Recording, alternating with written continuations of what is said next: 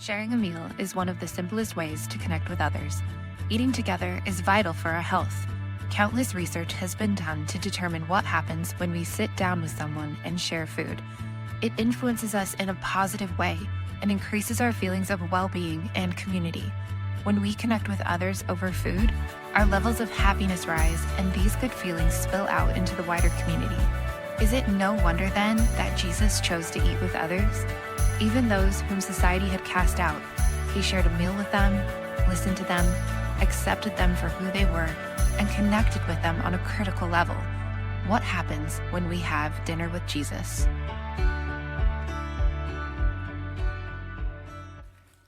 Good morning. Hello, my name is Stacie, and I am the student ministry pastor and one of the teaching pastors here at Cassis. And I'm very excited to get to hang out with you guys. Thanks. It's really good to be here, especially for the second week of Dinner with Jesus. I really like this series that we're doing. And I had a realization this week as I was kind of getting prepared for the meal we're going to talk about. I've been walking through something with our high school students. We meet Sundays at 11 o'clock and Wednesday nights, and I've realized there's this certain piece of context that the high school students needed to understand some of the parts of the Bible we were talking about. And I think it's going to help us today too as we step into this meal. And that piece of context is that oftentimes we talk about this group of guys called the Pharisees. We talk about them here at church, you read about them in the Bible, but oftentimes we don't have a lot of background on who they are and how they got to be where they are. They sort of get this reputation of basically being villains. Like honestly, some of the ways that they're written about and we read about them, you like picture some guy with a mustache, like twisting it up on the ends, cackling a little bit. And there is like a reason for that. Oftentimes they're pictured, they are standing against Jesus. They are criticizing him. They're picking on his ministry. They're trying to find ways to undermine him a little bit. They play a role in Jesus getting arrested ultimately. And so there is a piece where it kind of makes sense. But the truth is they're not just bad guys with bad intentions doing bad things. It's much more complex than that. They actually started out as religious leaders, as people who cared a lot about God. And they cared a lot about God's people. And so they had this belief. They said, God has promised us this Messiah. He's promised us a Savior. And he has said he's going to send this Savior and he's going to bring his kingdom and he's going to take over the world. And they were like, I bet the way for that to happen is God's people need to get more obedient to God. They had this care and this love of God, and they said, we need to make sure that whatever our Jewish law is, we cannot break it. And so they took this law that the people knew, and they said, see, that's not good enough. People keep breaking this, and they keep messing it up. We're not being obedient. We're not being holy enough. And so they said, we need to essentially add our own rules and our own laws. We need to build this fence around the Jewish law that we currently know. And this fence is going to be a new rule. And it's basically going to keep us from even getting close to breaking the religious law and therefore be more obedient. But then they quickly realized, they're like, this fence is not enough. People just keep jumping over it and doing whatever they want. And so what they said is we need to add another fence around this law. And so by the time that we get to Jesus and Jesus's interactions with the Pharisees, they have added hundreds and hundreds of laws and regulations and obstacles and barriers and statements about who's in and who's not and why. They're all the way over here when Jesus sits down to have this meal with them. And there's so much space between them and the original thing they set out to do. The original piece they set out where they said, I have this faith in God and I have this love for God and his people and I want to do something great with that. And I have a wonder that if we pause and we take away a little bit of that like villainous stigma for the Pharisees, I wonder if there's ever a moment that we actually really relate to them. We can actually really understand how they got where they did. Because for many of us, we stand here and we think, I have this faith in God. I don't have all the answers. I don't know everything, but I have this piece where I think my faith is real and I think it matters. And I actually want my belief in God, my spiritual life, this journey I'm on, I want it to matter. I want it to impact the way that I live my life, the way of who I am and how I treat people, not just on a Sunday morning, but in my day-to-day and in my real life. And we have this original really good intention and good hope. But somewhere along the line, whether it was distractions or it was something that was misguided or we just got busy, we suddenly find ourselves all the way over here. And our original love and our original hope and this original relationship with God has honestly become a little forgotten. And we've actually found ourselves getting more and more consumed with living this right religious life. Of saying, I am so consumed with making sure that I look like I have everything in line. I'm doing all the right things with all the right people, that I look like everything is just right for God. And we've actually moved so far and forgotten this original hope and love and faith that we had, much like the Pharisees did. So we're gonna step into a meal today where Jesus sits down at a table and he says, I see this good intention, but I see all of these flags, these warnings, these moments where you accidentally lost this original hope and this original relationship. And so we're gonna take a look at 3 of the flags that Jesus actually has in this meal. And I gotta warn you, this meal that Jesus, this tone that Jesus takes is a little confrontational. Like this meal is actually a little tense. He's stepping in with a little bit of correction and a little bit of instruction. And I gotta tell you, that makes me uncomfortable. Like I'm not a very confrontational person. My coworkers will tell you, as soon as I need to have an important conversation with you, you see it written all over my body. Like I get a little squirmy and I don't make eye contact well. And I'm personally a person, there might be a few of you in here, I need to rehearse when I'm gonna sit down and have like an important conversation with someone, right? Like I need to be a little strategic about it. So I'm the person when I'm driving, like I'm having that conversation by myself in my head or out loud in my car, because I'm just uncomfortable with it and I want it to go well. And so I do this thing that my husband just absolutely loves, where when I have something that I need to like deal with, a thing we need to talk about, I save it until we're on a road trip. Or until we like sit down to have dinner, because I've got a captive audience. He can't go anywhere. And so he knows, like if we're in the car and I lean forward and I turn the volume down, or we're at dinner and I sit forward and I'm like, so I've been thinking. Like every part of him just goes on red alert and he's like, I don't wanna be here and I don't wanna do this. It's like that moment someone goes, we need to talk. Like I'm full of those moments. And some of you are like me. I see you looking around and be like, yeah, I strategize. And see, use the road trip, it works. But also, some of you are like my Andy and you just immediately go for the exit route. You're just like, this is not what I wanna do. This isn't what I wanna be about. Because these moments can feel awkward. So what I decided is we're gonna go together into this meal. We're gonna together feel a little awkward and a little confrontational as we step to this table and we sit down with this meal with Jesus that he's gonna have with the Pharisees. And that's what we're gonna do today.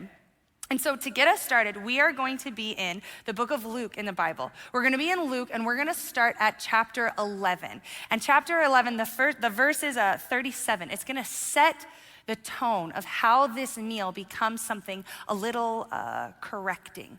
So in verse 37, when Jesus had finished speaking, a Pharisee invited him to eat with him. So he went in and he reclined at the table. But the Pharisee was surprised when he noticed that Jesus did not first wash before the meal. So I want to pause there at this setting, at the setup of the meal, because for some of us, like if you're anything even remotely like a germaphobe, this is an upsetting moment with Jesus. Like you're looking at this and going, well, yeah, that's gross. Like for us, we think of sitting down before a meal, like we were taught, yes, you wash your hands with soap and water, 20 seconds because you're about to eat a meal. And the truth is, for them, washing was different than just hygiene. It wasn't just cleanliness, soap and water about germs. For the Pharisees especially, what they're dealing with is this idea of a ritual purity. Part of these laws and these regulations and these boundaries and these obstacles that they've set up is also declaring that some things are pure and some things are impure. In fact, some people are pure and some people are impure. And so what that means is the clothes that they wear, the food that they eat, the things that they touch, their animals, their kids, the places they go are all considered to be impure. And so when you go about your day, you might touch an impure person and now you're impure. You might touch something that an impure person had at some point touched and now you are impure. And so when you would go sit down at a meal, you were supposed to do this ritualistic washing to purify your hands before you could sit down and have this meal. And so what Jesus has been doing in Luke prior to this moment is he has this miraculous situation where he shows up in the life of a man and he frees him from demon possession and he gives him back his ability to speak. And the people around are obviously very amazed by this. And so this crowd of people begins to gather around Jesus, and he's talking to them and he's teaching them and he's sitting down with them and he's engaging in life with them as they're crowding around wanting to try and know more about this Jesus. And so as the day kind of draws to an end, this Pharisee walks up to Jesus and says, I want you to come have dinner at my house. And this isn't just like, come have a potluck, let's hang out and get to know each other. Like, this was a very intentional invitation. Because what this Pharisee does is there's this popular rabbi, teacher, this Jesus, and he's getting a lot of popularity. So what I'm gonna do is invite this guest of honor to my meal with my other Pharisee friends. And we're all gonna get together and we're gonna show off our education. We are going to pontificate and we are going to honor each other. And this is going to be basically like showing off our religious education and our elite status here at this meal. And so Jesus, who spent his entire day with impure people, touching them and being a part of their life, now walks into this Pharisee's home, sits down at his table, and he hasn't washed, so he's made the table impure. The food is impure. The cup is impure. And if these Pharisees sit down and eat this meal with him, the Pharisees themselves are now becoming contaminated with these impure people. And so it makes sense why he would look at Jesus and say, what are you doing? Don't you know who we are? We have these rules and these regulations, these standards that we need to live by. Sir, you better go purify your hands because of the people you have been around. And this is that moment Jesus goes, you've missed it, guys. And he's gonna throw up a few different warnings, a few different red flags, and we're gonna take a look at 3 of them this morning. And he actually jumps in to the first one right away. And his first warning sign to us is, Jesus says, do not ignore your heart and your mind. He says, you've so focused on this outside appearance, but do not forget your inside, your heart and your mind, because the condition of those matters. This is what he says. Immediately when the Pharisee makes a face about the washing, Jesus said to him, now then, you Pharisees, you clean the outside of the cup and the dish, but inside you're full of greed and you are full of wickedness. In fact, you foolish people. Did not the one who made the outside make the inside also?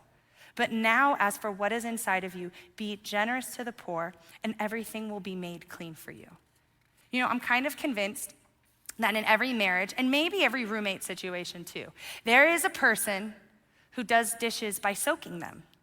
We leave them in the sink because they need to soak, because you need to soften everything. And then there is the person who actually does the dishes, who actually comes by for the dishes that have now been left in the sink and actually gets them to the dishwasher, actually cleans them, and actually gets them put away. And as you can imagine, in my marriage, I am the dish soaker, and I'm very good at leaving it in the sink. And my Andy is very good at getting annoyed because he has to come by and he has to actually be the guy who cleans it and puts it away and actually gets it out of the sink. And so often he's like, Stace, just put it in the dishwasher. But we have one of those really fancy old dishwashers that doesn't actually clean the dish. It just like gets the food that's stuck on it really hot while it's running the dishwasher. That's all that really happens, right? Exactly.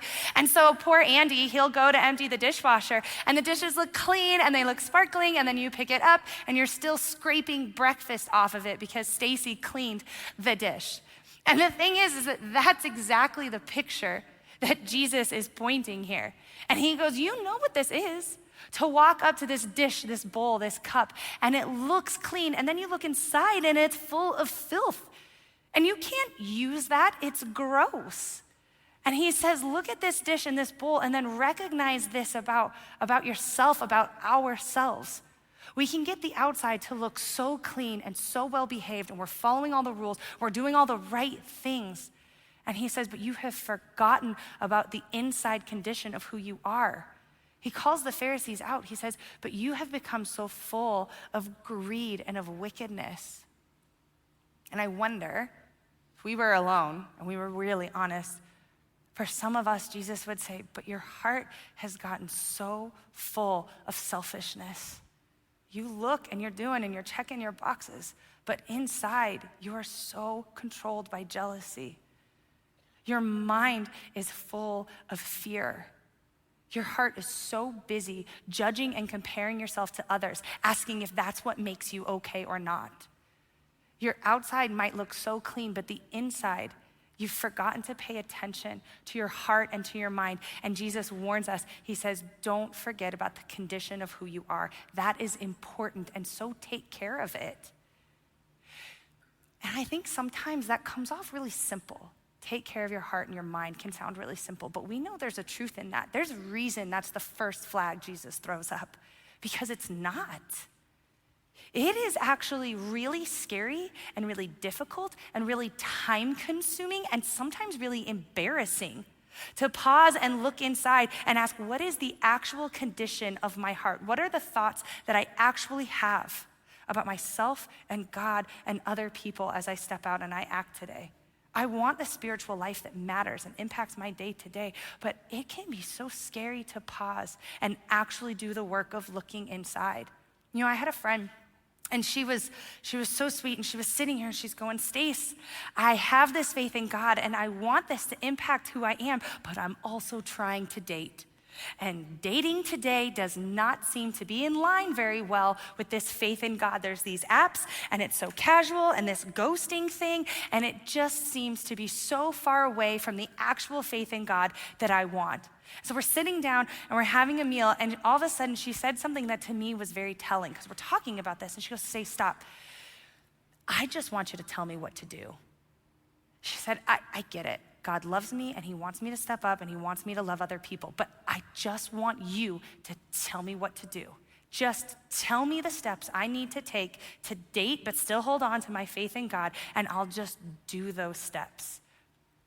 And my honest self first really agreed with her, and I wish that sometimes it was that easy, but the truth was she had some stuff going on inside of her. She held some lies, she held some expectations, she had some habits that really those things inside of her heart and her mind were impacting the way that she saw herself and others, and therefore the way that she dated, but she didn't want to do that work. She didn't want to pause. She wanted to avoid having to do this inside work, and she says, just tell me what to do. Give me the steps instead, because it's so much easier sometimes. And honestly, I had nothing but compassion for her. I remember when Andy and I started dating, and I was like, I am killing this girlfriend thing. Like, I'm fun, I know how to date, flirt, like I got this thing. And then Andy sat down and he goes, Stace, I need you to try and be vulnerable with me. I don't feel like I actually know you well at all. And you guys, it was mind-blowing. I had no idea what that even meant. I had to sit with one of my friends and be like, what is this vulnerable thing he's talking about? And I had to pause and actually ask myself, sit back and look inside of my heart and my mind and say, what does it look like to actually let myself be known, the good and the bad, the weaknesses and the strengths, by this person, so that they could actually see who I am? And it took a lot of work on the actual inside of who I am before I could have that connection. And I know sometimes this step is so difficult, but Jesus throws this up as the first warning. Don't become so consumed by your outside behaviors, you've forgotten about the condition of your heart. For so many of us, when you're parents, I get it. You're sitting there and you're like, just tell me what to do. I just want to do this right, this little life, and tell me what to do. As they get older and they become grown-ups and I see them making decisions I'm not thrilled with, just tell me what to do with this over here. We walk into our jobs and we think, just tell me what to do. Just tell me how to manage these finances, this thing called marriage, church, God, Bible. Just tell me the step that you need me to take. And Jesus is warning. He says, don't become so consumed with this outside right religious behavior or rule that you think other people need to see from you, or you think God needs to see from you, that you ignore your inside condition. The inside condition of your heart and your mind, because it matters. So for some of us, that might mean find someone you trust, find someone who knows you really well, and be willing to sit down and ask them some tough questions and be open to hearing some tough responses. Do you see any habits in my life that you think might cause a problem down the road? Do you see any moments that I am putting myself before taking care of other people? Do you see anything in my life that's looking like this rules and this regulations, that I'm actually moving away from the part of my original love and faith of who God made me to be and how he made other people? and ask some tough questions, to pay attention and wrestle with the condition of who we are inside. And the second warning, the second red flag that Jesus throws up at this meal and he throws up for us it says, don't become so, that was the first one. Don't become so obsessed with your heart and your mind that you are missing the inside of you. In fact, his second warning he says, don't stop seeing the person who is sitting across from you. Which sounds a little odd, but sometimes he's saying, don't become so consumed with whether or not you've got it right, whether or not you're doing all the right things, that you actually stop seeing the human being who's sitting across from you, maybe in your house, maybe at your job, maybe in your life. Seeing this person and recognizing, if I'm made in God's image, and I am loved by God, so is this person. In fact, this is how he puts it.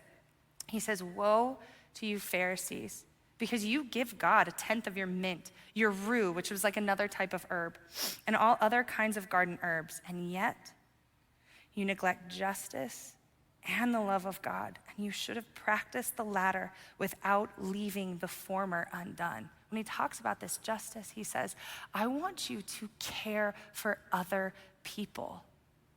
You've experienced this great love of God that actually started you on your faith journey. Don't lose that and don't stop showing that to other people. Some people in our lives, they're going through something challenging and difficult and they're feeling isolated. And Jesus says, see them for the person that they are and step in and love them exactly where they are, because that's what they most need. That is how they will most see God's love in that moment. In fact, what he does is he uses this image of actually a very spiritual practice, which was this idea of giving. Some people know it as offering or as tithing. And many churches talk about it. We actually set aside a time each Sunday morning to be able to say, thank you so much to those who give here at Cassis and allow us to do ministry. And the hope that we have about this is that when you as a person walk in here, maybe even for the first time, and you see what this church is about, and you experience the people and our different ministries that we have here on campus, and you go, I want that. This mission, this thing that they're about, I want to be a part of that too. I want that in my life, and I want that for my family, and I want that for my community. And we love that. We hope that that is the experience that you have. And what we hope is the next step or the next commitment is you go, now I want to be a part of moving that mission forward. That might mean I want to show up with my time and my talents and my energy. I want to volunteer. I want to be kind to the people who sit next to me at church, and I want to make sure that they experience this idea of acceptance and love that matters so much here. But we also think there's a step of saying, I want to give my financial resources to this church to be a part of them moving this mission forward. That I want to plant my resources here, and I want to trust what God is going to do with it and how God is going to grow that. And I think that's important, but I also care about this because honestly, I've seen that moment happen so poorly before, like almost in an inappropriate, awkward way. My husband, Andy, actually served in the military for about 5 years, and we had an opportunity to be stationed overseas in Germany, and it was awesome. It was really, really fun. But being overseas obviously meant we needed to try and find a different church. We wanted to find a different church community to be a part of while we were there. And so we found a few places, but we actually found one we really liked. And we had been going for a couple weeks, and we were starting to think like this was gonna be it. This was where we were gonna volunteer and be a part of. And then there was this Sunday. And this Sunday, worship had happened, and before the pastor came up to do the sermon, the worship pastor decided to lead this church, and it was smaller, it was like maybe 100 people, into this conversation about giving, tithing, offering. And he started out by sharing how much he and his wife gave each week in tithing to the church. A number. It was a little awkward in front of all of the people. And then he proceeds to explain to everybody in the room why he and his wife are the most generous and giving people that they know. And I was like, that's terrific. And then he explains to us very calmly why this means that we, as the people coming to this church, need to give more. He says, you need to give until you are uncomfortable, just like my wife and I. You can't give as much as we have, but I need you to try harder with this. So he says, when we pass the plate, I want you to feel challenged about the number that you put in there. And I want you to watch how much the person next to you puts in the plate. Oh, you don't want to try this? This isn't the practice for next week? I want you to watch how much they put in the plate, and I want you to challenge them if that's really enough for them. Yeah, so turns out you guys are as good at this as I am. So the whole time, guys, I am like raging inside for obvious reasons, but I am keeping it cool. I'm restrained, I'm subtle. And so Andy and we go to walk to the car afterwards, and I go, Andrew, you're not gonna believe this, because I was so calm about this, but I was so angry when he was doing that tithing thing. And my husband laughed in my face. He goes, Stacie, that whole church knows you weren't okay with that moment. He told me, guys, I honestly had no idea. He told me I was snorting and like huffing, and he told me I kept throwing my hands out. He said I did this thing where I like sat forward and I was looking at everybody else being like, do you hear this guy? I had no idea. He goes, no one at that church is gonna wonder why we don't come back. I was like, I'm so sorry, I didn't mean to, but like, whoops. But I had such an issue with what that guy did. And it wasn't an issue with giving and tithing and offering. I believe in that. It was the idea that he took this important step of faith and he said, do it so that you can judge others. Do this step in faith and trust of God so that you can hold it over somebody else and you can compare it to somebody else's faith journey to establish whether or not you're okay. Frankly, whether or not you're a little bit better than them. And I had a problem with that. And I think that Jesus has a bit of a problem with that too. He says, don't become so consumed by these outside religious acts that you actually forget about the human being sitting next to you and sitting in front of you. And honestly, sometimes we can do this with things that aren't just our finances. I have a really good friend, and she has this piece of parenting advice that I'm holding on to because I need it. But she says, don't ever let your kids become your report card. And what she's trying to say is, don't let what your kids do, the grades they get, how they do at school, don't let what they don't do ever become the reflection on whether or not you are a good person. Don't ever judge them because of how they make you look as a parent. And she said, because honestly, if you are so consumed with the report card, you're gonna miss the actual person that God has gifted you with. You're gonna miss this complex, sometimes messy kid that's actually sitting in front of you that you have an opportunity to show justice by stepping into exactly who they are and showing them love exactly as they are. Sometimes at work, we can get so consumed by saying, but I need to do the right things and I need to look the right way, that we will throw a coworker under the bus or even compromise our integrity, and we start missing the actual person in front of us. Sometimes we need our marriage to look absolutely perfect. And so we start missing the actual person we're married to. And we miss the hurt or the loneliness sitting in their eyes. And they need us to sit down and engage in tough conversations. And sometimes we're so distracted making sure we look like we've got absolutely everything all together. Sometimes we sit across from our family and we think, look, I've got mine together. I'm doing all the right things. I've got all the right looks. And we almost hold it like it's a judgment over them. Like sometimes they're not living up to our expectations, and we get to hold that against them, and we get to show this cold shoulder to them because we've forgotten they are also a human being made in God's image, that God said, I love you so much, but I love them too. And I want you to show up in their story. And I want you to show them the same love that I showed you in your story that actually started you on this faith journey to begin with. So Jesus warns us, don't get so consumed with this that you forget to see the actual person sitting in front of you. And then the third warning that Jesus has for us is be careful not to make your religion so heavy that others cannot carry it.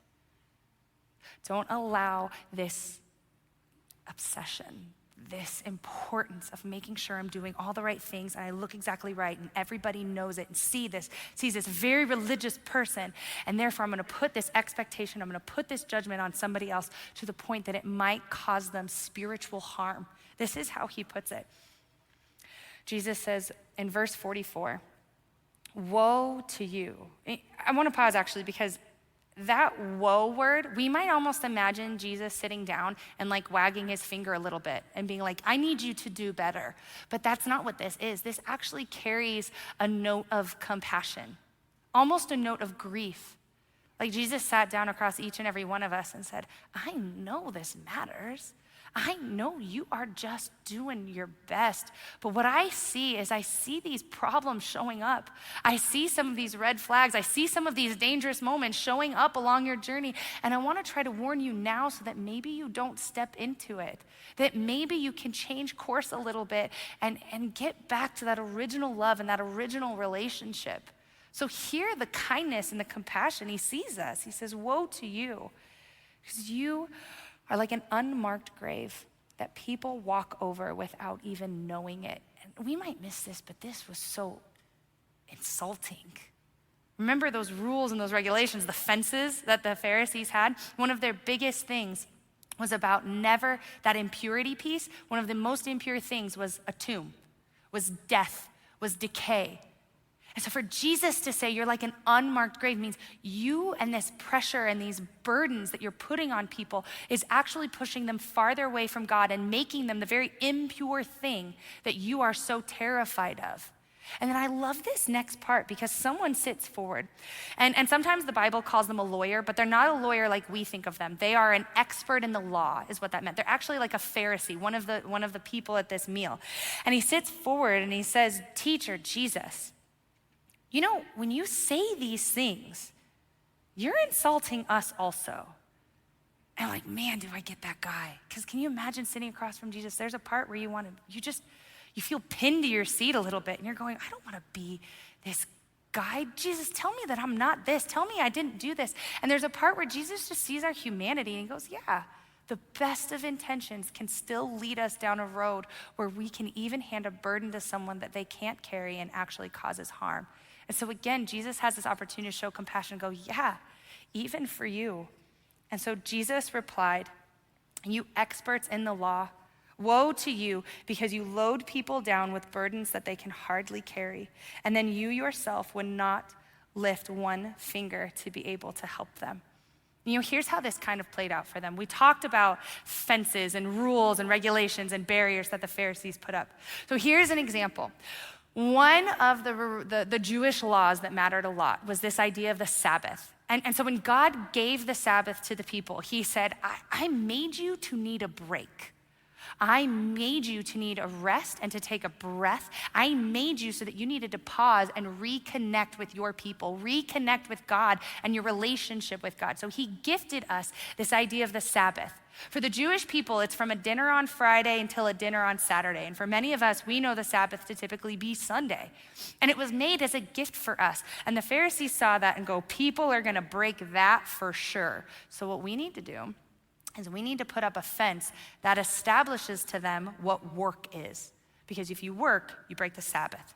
So the first fence that they gave us is they're like, so the first thing you gotta do is you cannot cook. You cannot make bread on the Sabbath. And so some of the first rules that they put up is they said, you cannot sow and work the field. You cannot knead and you cannot bake. And people are like, all right. So they go, okay, so that's not enough.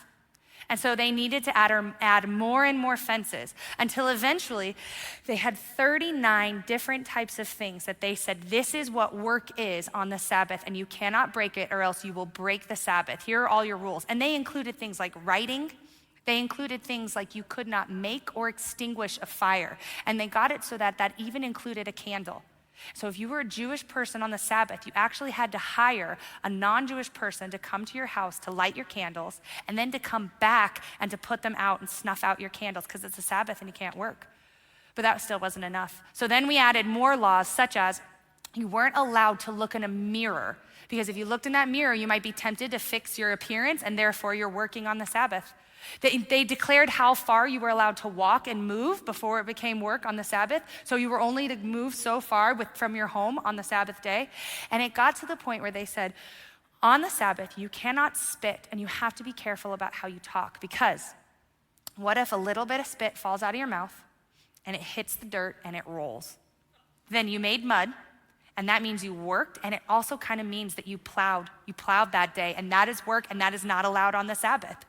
It sounds ridiculous to us, but can you imagine? There is a day made for rest and connection and relationship. It's a gift to us. And the Pharisees have added so many rules and expectations and judgments and barriers and obstacles that it's become the most exhausting day of the week, because we have 39 different things at least that we need to be terrified of breaking, or else we've broken this day. And it can become a financial burden, because now I need to pay somebody to come and light the candle and put the candle out, because I can't work on the Sabbath, because heaven forbid I should break this thing.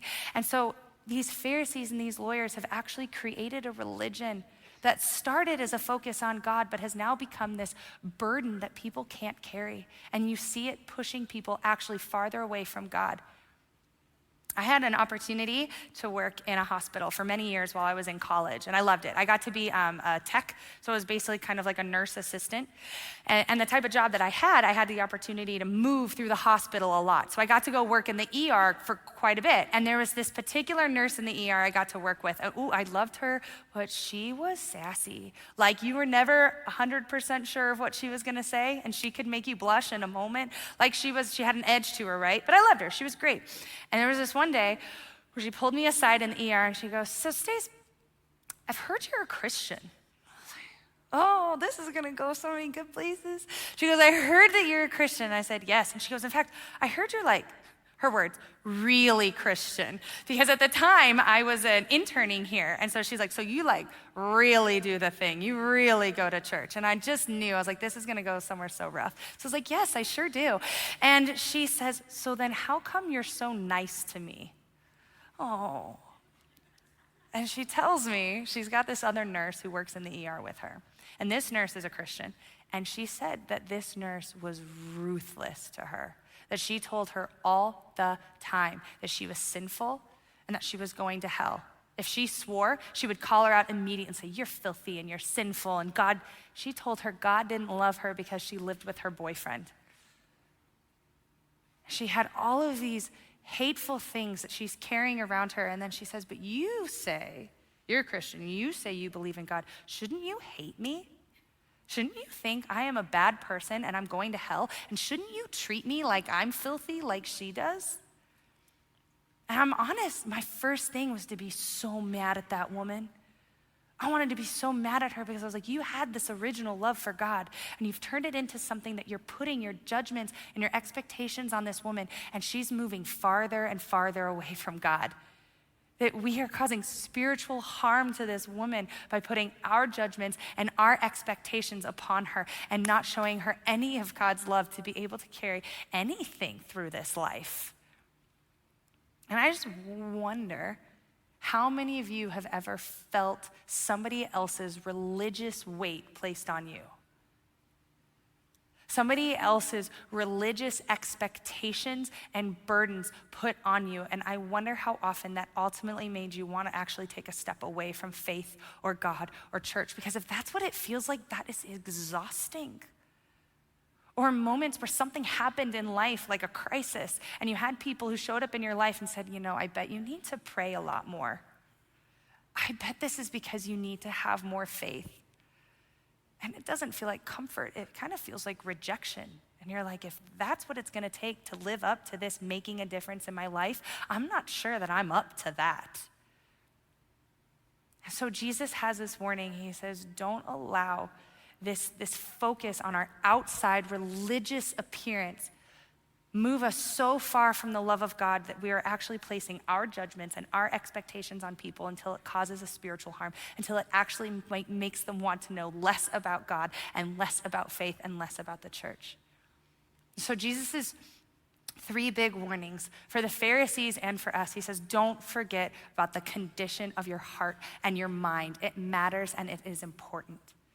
And as you go along this spiritual journey, as you step into this faith with God, he says, do not forget about the actual human being sitting across from you.